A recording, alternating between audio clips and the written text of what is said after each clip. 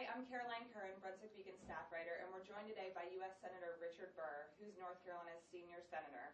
Thank you for speaking with us today. Great to be with you. Obviously, you were in the chambers on Wednesday evening when President Barack Obama addressed the nation and Congress. What was your take on the State of the Union speech? Well, I think that, one, it was long. And listen, I applaud the President in finally recognizing that jobs in the economy need to be the focus of this country.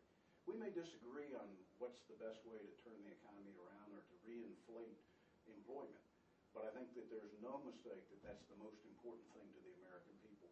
I think the President used the opportunity to talk about a number of things, and though they're important, I believe that to dilute the pain that the American people are going through, specifically as it relates to jobs and employment, and the strain on individual budgets, they would expect, I think, not the proposal of a freeze of government spending, but an actual cut in government spending to begin to relieve some of the debt so that it's not our children and our grandchildren that receive the real problems down the road.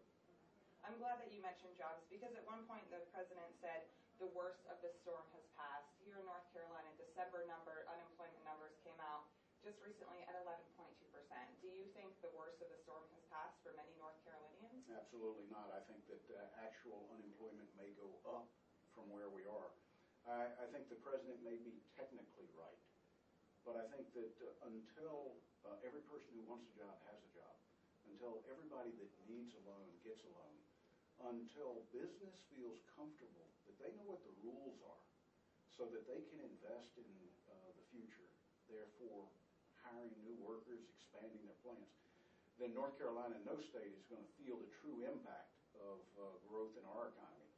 By the same token, if we don't have an international market that's healthy for us to sell to, that's going to retard any growth and any reemployment. And just switching gears slightly back to healthcare, you, of course, were on the dissenting side of the Christmas Eve vote. A lot has changed since then. There's been a major election in Massachusetts. Where are we on healthcare reform, quickly? Well, I think the President said he's going to move full steam forward. He would entertain additional thoughts and ideas if they were good.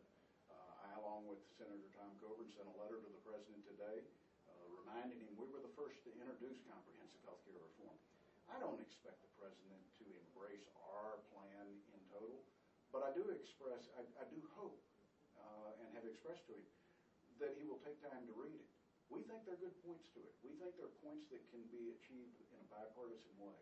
I think what the American people have said, we don't want a wholesale change in our healthcare system. Change the things we know bring down cost, increase access, leave everything else alone until the economy gets back, until we reinflate employment. Hold off on the drastic measures and give us every assurance that the quality won't deteriorate. Okay. Well, Senator, thank you for your time. I know you have a busy schedule, so thanks for speaking with us. Great to be with you.